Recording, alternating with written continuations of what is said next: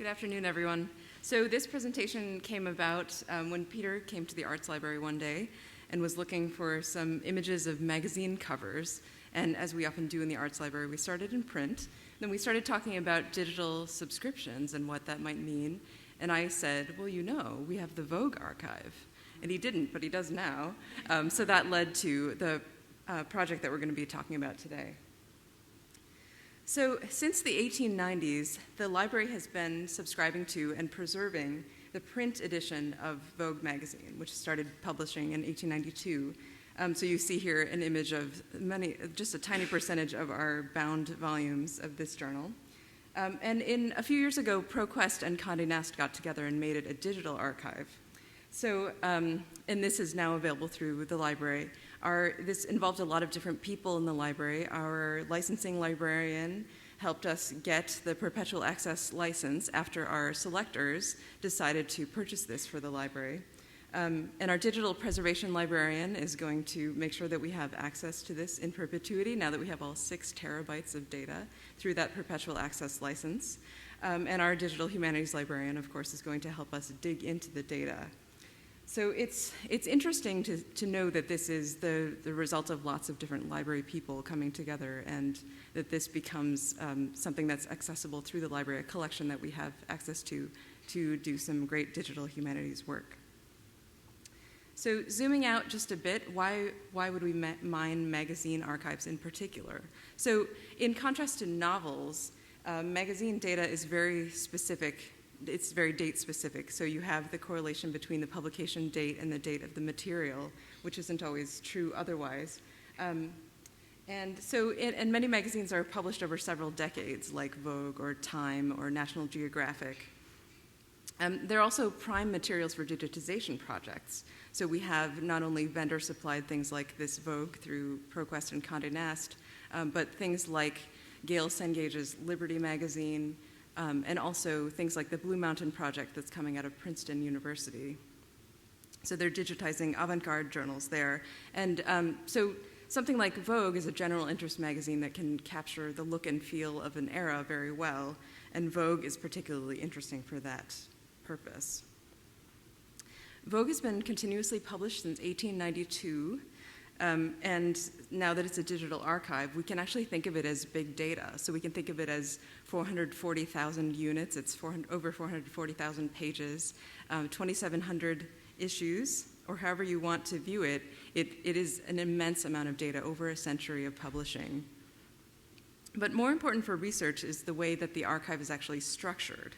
So previous electronic access to Vogue before this archive a few years ago was text only, which strikes horror into the hearts of art librarians everywhere. But you had only text access. There were no images of ads or images of anything.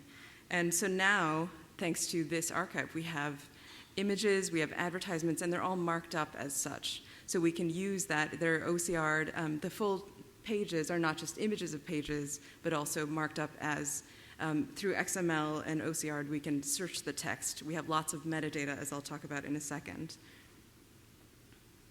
So in case you haven't seen it, this is what the interface looks like through ProQuest if you go through the library homepage and access this database. So this is a sample search of Irving Penn, and it comes up with 2,350 results. It's just a keyword search of him. So the reason that works is because it's all marked up by photographers, models, designers, etc. So it's structured in a way that we can do this kind of search, but looking at this interface, this is a sort of preliminary interface for ProQuest. It inspired us to think about what else we might be able to do with this kind of data.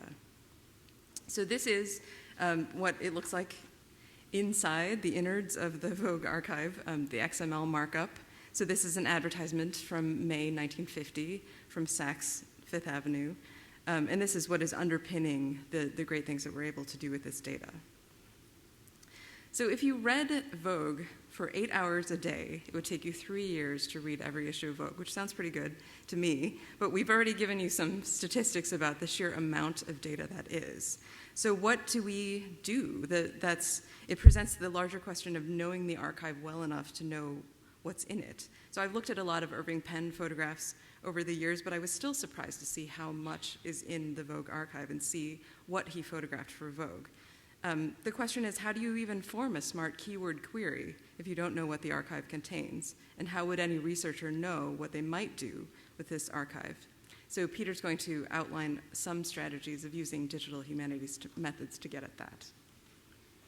Thank you. So in an archive this large, or really in any archive this large, whether it's the Google Books corpus of 20 million volumes or all of the newspaper articles from the Yale Daily News, the challenge is that it's, as Lindsay mentioned, you almost have to know what's in it to know what to look for. So this becomes the paradox of the Borgian map, where your mental map of the corpus might be just as large as all those bound volumes that we just saw on the shelf. So one potential way around this paradox is to let latent patterns in the data provide user interface affordances in order to expose some of the things that are going on in these 440,000 pages. The way we get at some of this latent structure is, unfortunately for a literature person like myself, through statistics and math. And so there are algorithms that can help us surface these latent patterns. But what's important and good for a literature person like myself is that humans are still involved in interpreting the results of these algorithms. We want to have computers do what they're really good at, which is do math really quickly. We want to have humanists responsible for the interpretation of any kind of algorithmic results. Robots for speed, humans for evaluation and interpretation. And we want to tell you about two different ways you might think about this archive, or really any kind of visual and textual archive of this scale. So we're going to tell you two stories today. We're going to tell you a visual story, ways of making sense of all of the images in Vogue over time. And then we're going to tell you a textual story, ways of making sense of themes that might be going on in Vogue over all these tens of thousands of pages. And we're going to start with the visual first. We're going to talk a little bit about some ways that we've made the covers of Vogue accessible in a kind of web environment for looking at this enormous corpus. Now, covers are obviously just a fraction of the images that are in the Vogue archive. But this one image bears a kind of indexical relationship to the magazine that comes behind it, right? When any magazine is on a newsstand, it's trying to attract you to buy that magazine with its cover, with the words on this cover and the colors and the pictures on its cover. So it's kind of an interesting reason for thinking about covers as a kind of index to the actual magazine itself. So what we did is an experiment to build a relational database with all of the covers, or thumbnails of all the covers in this, with a lot of explicit metadata we knew about the covers. For example, when were the covers produced, who was the editor at that time, and who was the photographer or the illustrator who contributed to that design. So this is what we're going to show you now. This is Vogue over time. We start in August 2013, and depending on how fast I scroll, without making you motion sick, I can take you back in time to the 1980s, at which the covers looked very different. I can go back in time a long way, and we can hit times when the covers were more illustrated. And if I go back far enough, actually, color disappears, and we start looking at black and white covers. That's simple enough to understand, but as I mentioned before, the Vogue archive, which was digitized by ProQuest, contains an amazing amount of explicit metadata about all of the images.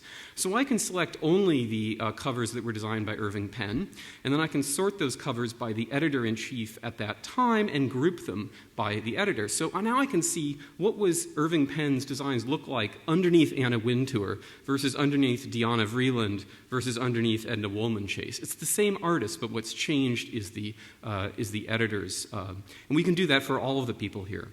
So this is just a way of being able to use explicit metadata about the covers to kind of surf through an archive of magazine covers over time. Now that's interesting, and we think that's a good way to start. It's a way of using kind of facts that we know about the archive. But there are some facts that aren't immediately obvious by looking at the date of a magazine or the name of the editor on the masthead. And so we wanted to move a little beyond explicit metadata and go and extract some latent data from the images themselves. And we did this using a slightly different tool, which I'm going to show you on the screen now.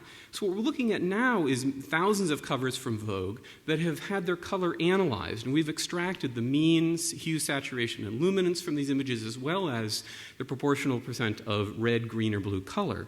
So right now I'm looking at a particular vision of the covers arranged by their saturation. But I can switch one of these axes to luminance. What you can see is darker images on the left, whiter images on the right, and the blue level, blue things at top, not so blue things at the bottom. I can change this to saturation, and so we can still be arranging with blue on the axis, and I can see less saturated things on one side and others on the other. So this is just a kind of way of thinking about image, sort of color metrics that we're able to extract from the images and use that as kind of navigation patterns through the archive.